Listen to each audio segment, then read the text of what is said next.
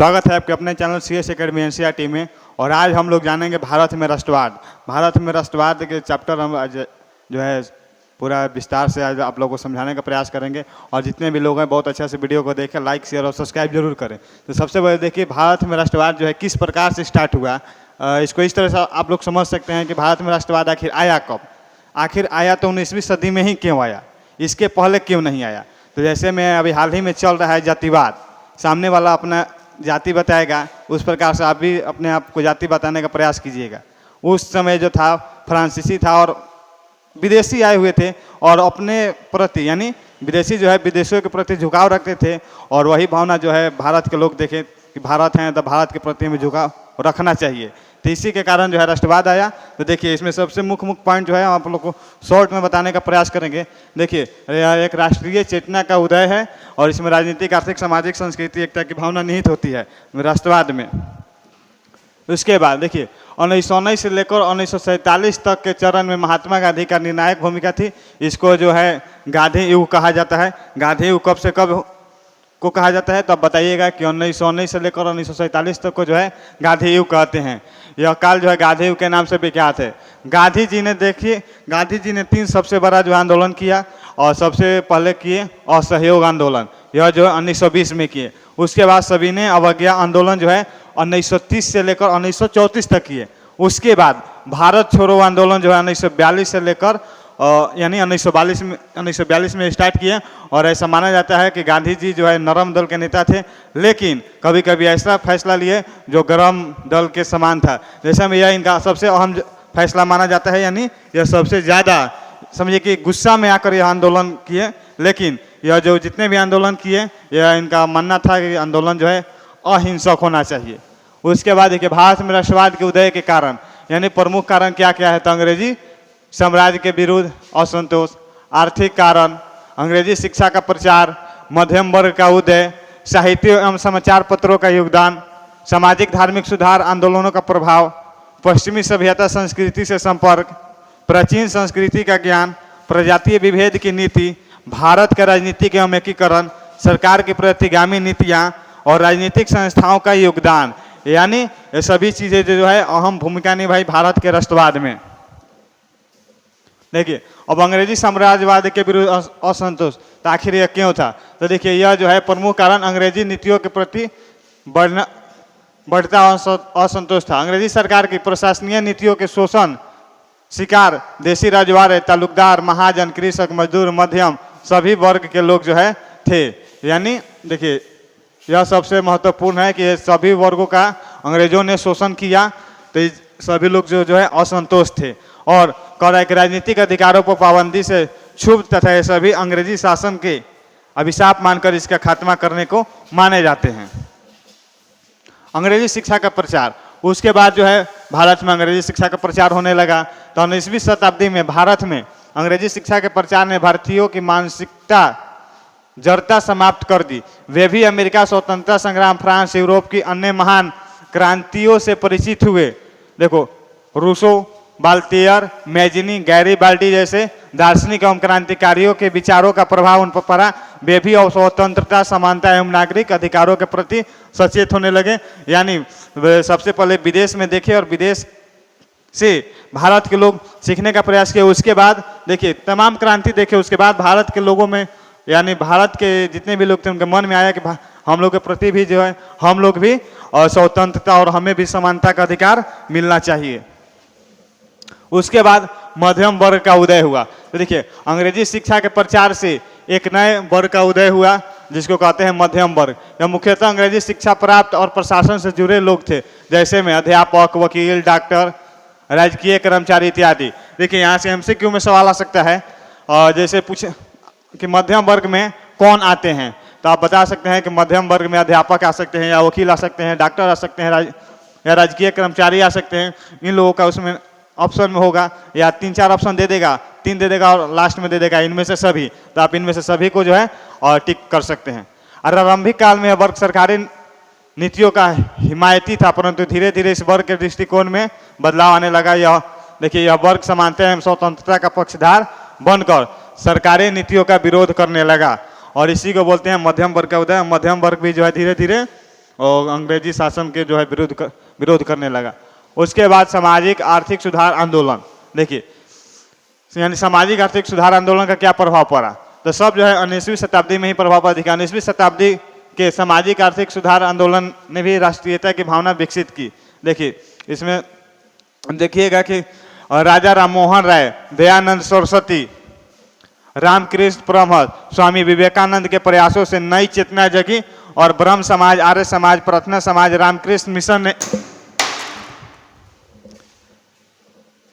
Mission ने एकता, समानता एवं स्वतंत्रता की भावना जागृत की तथा भारतीयों में आत्मसम्मान, गौरव और राष्ट्रीयता की भावना का विकास करने में अहम योगदान किया। यानी सामाजिक और धार्मिक सुधार के लिए जो एक आंदोलन किया गया और उस आंदोलन में भारतीयों को जो है आत्मसम्मान और गौरव एवं राष्ट्रीय की भावना विकास करने का उसमें लोगों को बताया गया और विकसित किया गया। उसके बाद प्राचीन संस्कृति का ज्ञान, उसके बाद जो है देख सकते हैं कि प्राचीन संस्कृति का ज्ञान, भारत में जो भी विरासत थी उसको खोजा गया। जैसे हम देख सकते हैं कि यहाँ पे उजागर करने के अनेक प्रबुद्ध यूरोपीय विद्वानों जैसे William Jenson, Max Muller, Monier William, Charles William और भारतीय विद्वानों राजेंद्र लाल मित्र, आरजी भंडारकर इत्यादि का महत्वपूर्ण योगदान है। विलियम जेम्स के प्रयासों से 1784 में कलकत्ता में स्थापित एशियाटिक सोसाइटी का स्थापना किया गया। सवाल आ सकता है यहाँ से भी एमसीक्यू से, ये एशियाटिक सोसाइटी ऑफ बंगाल का स्थापना किसने किया, तो आपको बताना होगा कि विलियम जेम्स ने जो है एशियाटिक सोसाइटी का स्थापना किए हैं। अनेक प्राचीन भारतीय ग्रंथों का अंग्रेजी और अन्य भाषाओं में अनुवाद किया, प्राचीन लिपियों और अभिलेखों को पढ़ा गया। यानी और जितने भी भारत में ग्रंथ थे उस सभी ग्रंथ को जो है अंग्रेजी में अनुवाद किया गया। इसको बोलते हैं प्राचीन संस्कृति का ज्ञान। उसके बाद सत्याग्रह की अवधारणा, देखिए सत्याग्रह की अवधारणा जो है गांधी जी के सत्य का दर्शन और सत्य और अहिंसा पर आधारित था। यानी गांधी जी का यह कहना था कि हम जो भी आंदोलन करेंगे सत्य हो और अहिंसक हो। अहिंसक यानी किसी भी प्रकार का उसमें जो है दंगा फसाद नहीं होगा। उनका मानना था कि अच्छे उद्देश्य प्राप्ति तथा न्याय के विरुद्ध संघर्ष करने के लिए शारीरिक शक्ति की आवश्यकता नहीं है। बिना किसी प्रतिशोध की भावना, हिंसा के ही विरोधी अथवा शत्रु को सत्य और अहिंसा सहारा लेकर उसे पराजित किया जा सकता है। यानी कोई जरूरी नहीं है कि हम जंग लड़ेंगे, लाठी भाला चलाएंगे तभी जंग जीत सकते हैं। हम बात करके भी, शांति से भी मामला को जो है सुलझा सकते हैं। उसके देखिए गांधी जी ने न्याय के विरुद्ध संघर्ष में अंतिम विजय सत्य की ही होती है, उन्होंने कहा, और अहिंसा द्वारा सभी भारतीयों को एक सूत्र में बांधा जा सकता है। उनका मानना था कि यदि आप हिंसक रहिएगा तो आपके साथ कोई नहीं आ सकता है और प्रेम पूर्वक के साथ बात कीजिए तो आपके पीछे 10 आदमी खड़ा हो सकता है। देखिए अनुसार सत्याग्रह दुर्बलों का नहीं बल्कि सबलों का हथियार है। यानी जो सब्र रखता है उसी का यह हथियार है। उसके बाद संवैधानिक सुधारों की घोषणा, देखिए और सरकार में जो है संवैधानिक सुधार का घोषणा किया गया कि अब हम संवैधानिक सुधार करेंगे। सरकार ने बढ़ते विद्रोह की भावना को रोकने के लिए संवैधानिक सुधार की घोषणा की और 17 अगस्त, देखिए यह सबसे महत्वपूर्ण सवाल है कि संवैधानिक सुधार की घोषणा कब हुआ, तो 17 अगस्त को हुआ। भारत में सचिव एडविन मॉन्टेग्यू ने भारत में क्रमिक रूप से उत्तरदायी शासन की स्थापना करने की घोषणा की। अब देखिए भारत में संवैधानिक सुधार की घोषणा किसने किया, तो एडविन मॉन्टेग्यू। यहाँ से भी आ सकता है, यानी यहाँ से आप लोग 2 एमसीक्यू सवाल बना सकते हैं। उसके बाद इस आधार पर भारत सरकार अधिनियम 1919 में मॉन्टेग्यू चेम्सफोर्ड सुधार योजना पारित किया गया। इसके द्वारा प्रांतीय विधायकी परिषदों का आकार बढ़ा दिया गया। यानी यहाँ से भी एक सवाल आ सकता है कि भारत सरकार अधिनियम 1919 के तहत जो है किसे पारित किया गया, तो मॉन्टेग्यू चेम्सफोर्ड सुधार योजना। उसके बाद राष्ट्रवादी गतिविधियों में वृद्धि, देखिए जब राष्ट्रवादी गतिविधियों में वृद्धि होने लगा तो अंग्रेजों द्वारा रॉलेट एक्ट लाया गया। उसके बाद इसके आगे पढ़ेंगे तो मालूम चलेगा। देखिए राष्ट्रवादी गतिविधियों में वृद्धि होने लगा तो सरकारी स्तर पर इन गतिविधियों को अतिरिक्त भारतीय राष्ट्रवादी भी स्वराज प्राप्ति और हिंदू मुस्लिम एकता के लिए अपनी गतिविधि चला रहे थे। यानी जब राष्ट्रवादी भावना बढ़ने लगा तो जो भी भारतीय सरकार में थे वो लोग भी जो है अपना हिंदू मुस्लिम एकता के लिए और लगे सभी को इकट्ठा होने, यानी अपने आप में तालमेल बनाने। यह जो है 1916 में कांग्रेस और मुस्लिम लीग की बीच लखनऊ समझौता हुआ। इस समझौते के अनुसार कांग्रेस ने 1909 में भारतीय परिषद अधिनियम यानी मार्ले मिंटो सुधार द्वारा मुसलमानों को दी गई सांप्रदायिक निर्वाचन प्रणाली तथा मुसलमानों के अनुपात से अधिक प्रतिनिधित्व देने की मांग को मान लिया। यानी जितना मुसलमान है उससे ज्यादा उसको जो अधिकार मिलेगा। तो यह पूछेगा कि लखनऊ समझौता कब हुआ, तो लखनऊ समझौता जो है 1916 में हुआ। और इस समझौता के अनुसार देखिए 1909 में भारतीय परिषद अधिनियम यानी मार्ले मिंटो सुधार अधिनियम 1909 में आया। देखिए इसे कांग्रेस और मुस्लिम समझौता में कांग्रेस की उत्तरदायी और राष्ट्रवादी में मेल हो गया। यानी विश्व युद्ध के दौरान श्रीमती एनी बेसेंट और बाल गंगाधर तिलक ने होम रूल की स्थापना की। यहाँ से एमसी की आवश्यकता है कि होम रूल की स्थापना किसने किया, तो एनी बेसेंट और बाल गंगाधर तिलक ने होम रूल की स्थापना की है 1916 में। और देखिए उसके बाद रॉलेट कानून जो है 1917 की महान रूसी क्रांति और भारतीय क्रांतिकारियों की गतिविधियों को आकांक्षित होकर सरकार ने कठोर दमनात्मक कार्रवाई की। देखिए यह कौन लाया, तो गवर्नर जनरल लॉर्ड चैम्सफोर्ड ने 1917 में न्यायाधीश सिडनी रॉलेट की अध्यक्षता में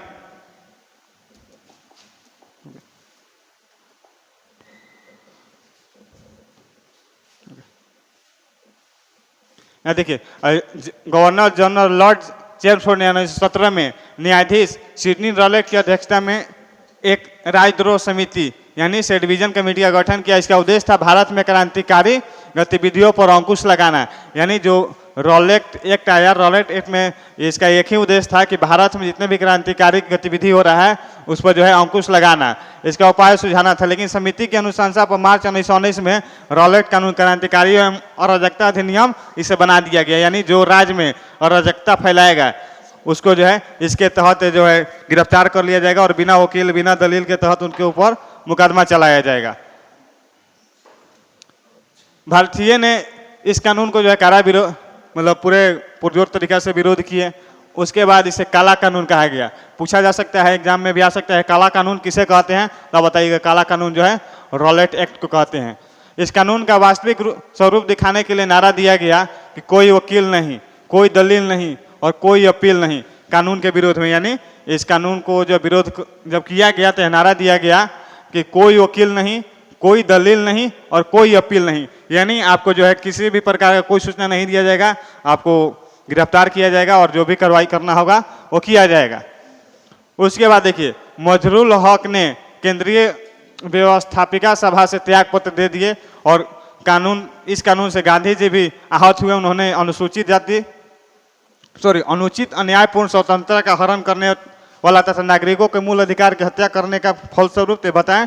उसके बाद देखिए इस कानून का उन्होंने विरोध किया और गांधी जी ने सुझाव पर 6 अप्रैल को दिल्ली, अमृतसर, जालंधर, अहमदाबाद और अन्य स्थानों पर प्रदर्शन हुए, विरोध सभा आयोजित की गई एवं हड़ताल की गई। यानी गांधी जी बोले कि अब जो है हमें आंदोलन करना है, तो यह जो है 6 अप्रैल को अनेकों जगह पे जो है हड़ताल किया गया।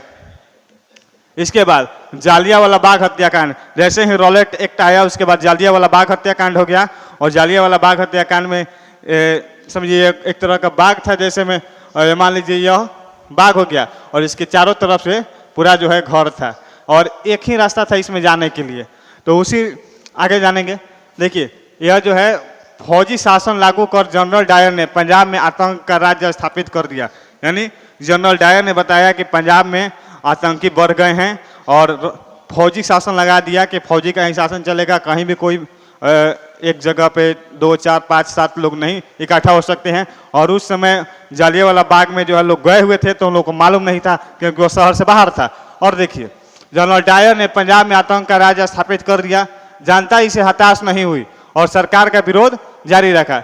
यानी जनता बोले कि आप कोई भी कुछ भी लगाइए, हमें उसे क्या मतलब, हमें विरोध करना है, हमें आज़ादी चाहिए। 13 अप्रैल 1919 को वार्षिक बैसाखी मेले के अवसर पर जालियांवाला बाग में एक विराट सभा का आयोजन किया गया और इसमें बड़ी संख्या में सरकार की दमनकारी नीतियों का विरोध करने वाले भी लोग थे। यानी जितने भी लोग जो है क्रांतिकारी प्रकार के थे वो सभी लोग जालियांवाला बाग में आए हुए थे। और यह जो है 13 अप्रैल 1919 का बात है। और देखिए बैसाखी का मेला लगा हुआ था उसी समय। जालियांवाला बाग एक बाग न होकर वह जो है वास्तव में एक खुला मैदान था जिसके चारों ओर मकान बने हुए थे। बीच में सिर्फ एक कुआं और कुछ पेड़ थे। बाग में प्रवेश करने के लिए सिर्फ एक संकरनी मार्ग यानी एकदम पतला सा मार्ग था। और यह अमृतसर शहर से बाहर होने के कारण मैदान में एकत्रित लोगों को पता नहीं चला कि शहर में जो है फौजी कानून लगाया गया है। यदि मालूम होता तो लोग नहीं जाते, इस सभा को स्थगित कर देते यानी किसी और दिन करते। और देखिए यही आपका है जालियांवाला बाग हत्याकांड जहाँ पे हुआ है, उसमें यही एक पतला सा रास्ता है। देख सकते हैं कितना पतला रास्ता है। हमें लगता है कि लगभग 3 फीट होगा, क्योंकि यहाँ पे 3 लोगों को खड़ा करा कर फोटो खींचा गया है। और यही एकमात्र रास्ता था, एकमात्र रास्ता था। और इसी रास्ता को जो है ब्लॉक करके जो है जनरल डायर ने अपने सैनिकों के साथ गया और जालियांवाला बाग में जितने भी लोग थे उन लोगों पे जो गोली चलवाया। आप देख सकते हैं कि यहाँ पे अभी भी गोली का निशान है।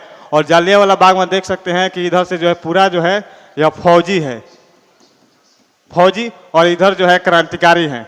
और देख सकते हैं कि कितने सारे इसमें क्रांतिकारी हैं फोटो में। इन सभी लोगों पे जो है जनरल डायर ने क्रूरता से गोली चलवाया और यह समझिए कि इतिहास में बहुत ही इसका बुरा ही हुआ। उसके बाद जिस समय सभा चल रही थी उसी वक्त संध्या काल में ब्रिगेडियर जनरल डायर सैनिकों और वक्तबंद गाड़ियों के साथ वहां पहुंचकर प्रवेश द्वार के दोनों ओर सैनिकों को खड़ा कर दिया। यानी सैनिक को खड़ा कर दिया, कोई भी बाहर आता है तो उसको मार देना है। किसने? तो जनरल डायर ने। उसके बाद देखिए बिना किसी चेतावनी के उसने भीड़ पर अंधाधुंध गोलियां चलवा दी। अनुमानतः 10 मिनट के अंदर देखिए 1600 गोली चला। यह भी सवाल आ सकता है कि जालियांवाला बाग में कितना देर गोली चला, तब याद कीजिए कि 10 मिनट चला। कितना राउंड चला? तो लगभग 1600 गोलियां चलाया गया। गोली चलते ही और भीड़ में भगदड़ मच गई। सैकड़ों व्यक्ति गोली से मारे गए, अनेक भगदड़ में कुचल कर मारे गए। ये जाहिर सी बात है, कहीं भी यदि भीड़ वाले स्थान पे किसी प्रकार का कोई दंगा लोग भागते हैं, भगदड़ होता है, तो जितना उस हादसा से नहीं मरते हैं उससे ज़्यादा उस भगदड़ में मर जाते हैं। उसके बाद कुछ लोगों ने कुएं में कूद कर जान दे दी। पूरा मैदान मृतकों और घायलों से पट गया, यानी पूरा मैदान जो है मृतकों से भर गया तथा हृदय विदारक दृश्य उत्पन्न हो गया। और डायर ने घायलों की चिकित्सा की कोई व्यवस्था नहीं की। उन्होंने तरप्ता छोड़कर वहां से चला गया। उसने बाद में वहां के लोगों में दहशत और विस्मय का भाव पैदा कर दिया। एक नैतिक प्रभाव उत्पन्न करना चाहता था, यानी वो चाहता था कि यहाँ पे सभी लोग जो है हमारे शासन के अधीन रहें। और अंग्रेज का यही नीति था कि सबसे पहले वो आपको लालच देंगे, उसके बाद आपके ऊपर हावी होंगे, उसके बाद आपको मार देंगे और स्व शासन करने लगेंगे। आगे हम लोग जानेंगे नेक्स्ट वीडियो में खिलाफत आंदोलन के बारे में, असहयोग आंदोलन के बारे में और विस्तार से। तब तक आप चैनल पर बने रहिए। चैनल को लाइक शेयर और सब्सक्राइब जरूर करें।